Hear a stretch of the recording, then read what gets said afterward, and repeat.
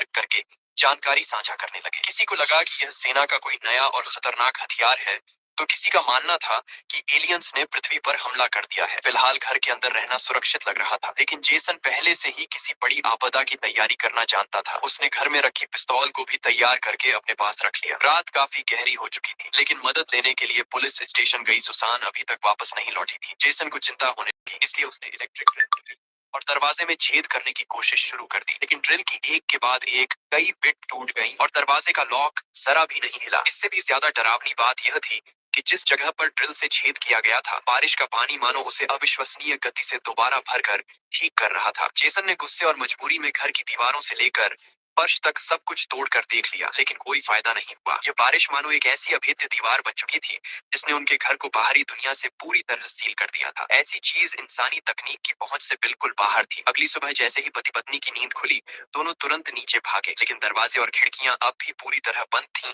और उनमें जरा भी ढील दिखाई नहीं दे रही थी। अब उन्हें समझ आ गया कि शायद उन्हें लंबे समय तक इसी घर के अंदर कैद रहना पड़ेगा। अच्छी बात यह थी कि जेसन ने पहले से काफी आपदा और सर्वाइवल वाली कहानियां पढ़ रखी थी, इसलिए उसने तुरंत घर में मौजूद खाने पीने के सामान की गिनती शुरू कर दी। फिलहाल पानी और बिजली अभी चल रही थी, इसलिए उसने जितना संभव हो सके उतना सामान बचाकर रखने का फैसला किया। जेसन के हिसाब से अगर पूरा परिवार जरूरत के मुताबिक कम खाना पीना इस्तेमाल करे, तो उनके पास लगभग 2 महीने तक गुजारा करने के लिए पर्याप्त सामान था। देखते ही देखते एक हफ्ता बीत गया, लेकिन दरवाजे और खिड़कियां अब भी पहले की तरह जाम थी। हालात को देखते हुए उसकी पत्नी शियाओआन ने भी खाए हुए टमाटरों के बीज इकट्ठा करके रख लिए, ताकि जरूरत पड़ने पर उनसे सब्जियां उगाई जा सके। लेकिन समुदाय के बाकी लोगों की किस्मत इतनी अच्छी नहीं थी। सामने रहने वाले मैक्स परिवार के घर में खाने का सामान लगभग खत्म हो चुका था। जेसन उनकी मदद करना चाहता था, लेकिन खुद भी ऐसी हालत में था कि चाहकर भी कुछ नहीं कर सकता था। ऊपर से मौसम के साफ होने के कोई आसार नजर नहीं आ रहे थे। फिर भी कम से कम पूरा परिवार एक साथ था, इसलिए किसी तरह समय कट रहा था। तभी अचानक उनकी बेटी रूथ की नजर खिड़की के बाहर गई। उसे ऐसा लगा जैसे बाहर